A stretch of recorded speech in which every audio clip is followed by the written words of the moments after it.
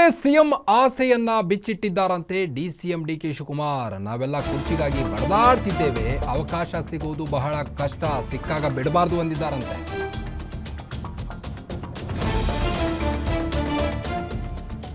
ಕಾಂಗ್ರೆಸ್ನಲ್ಲಿ ಜೋರಾಯ್ತು ಕುರ್ಚಿ ಕದನ.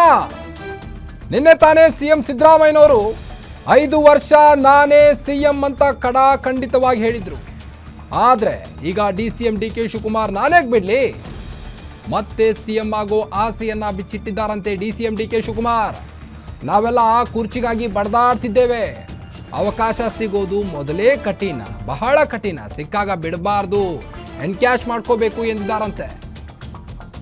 ಬಹಳ ತ್ಯಾಗಿಗಳು ಆಗೋದು ಬೇಡ ಅಂದಿದ್ದಾರಂತೆ ಡಿಸಿಎಂ ಡಿಕೆ ಶಿವಕುಮಾರ್.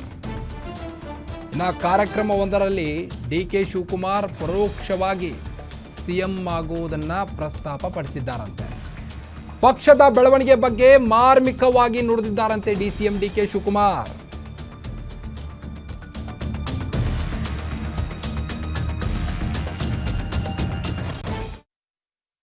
ಇಲ್ಲಿ ನೋಡ್ತಾ ಇದೀನಿ ಲಾಯರ್ಗಳು, ನಾವೆಲ್ಲ ಚೇರ್ ಬಡ್ದಾಡ್ತಾ ಇದೀವಿ, ನಿಮ್ ಚೇರೇ ಬೇಡ ಅಂತ ಕೂತಿದೀವಿ. ಬಂದ್ ಚೇರ್ ಅದು ಕೂತ್ಕೊಂಡಪ್ಪ, ಚೇರ್ ಸಿಕ್ಕಿದೆ ಕಷ್ಟ, ಆದ್ಮೇಲೆ ಸಿಕ್ಕಿದಾಗ ಕಪ್ಸಲ್ ಬಂದು ಕೂತ್ಕೊಳ್ಳೋದು ಕಲಿಯಬೇಕು. ನಾವೆಲ್ಲ ನೋಡಿದ್ರೆ ನೀವು ಬಹಳ ತ್ಯಾಗಿಗಳು ತರ ಕಾಣ್ತಾ ಇದ್ದೀವಿ.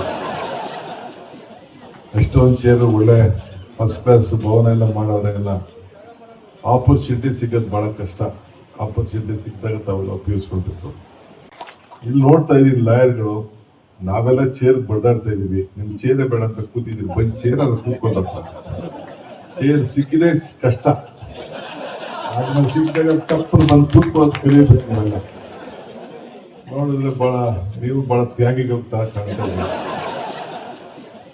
ಎಷ್ಟೊಂದು ಚೇರು ಒಳ್ಳೆ ಫಸ್ಟ್ ಕ್ಲಾಸ್ ಭವನ ಎಲ್ಲ ಮಾಡೋರೆಲ್ಲ ಆಪರ್ಚುನಿಟಿ ಸಿಗೋದು ಬಹಳ ಕಷ್ಟ. ಆಪರ್ಚುನಿಟಿ ಸಿಕ್ಕಿದಾಗ ತಾವೆಲ್ಲ ಉಪಯೋಗಿಸ್ಕೊಳ್ಬೇಕು.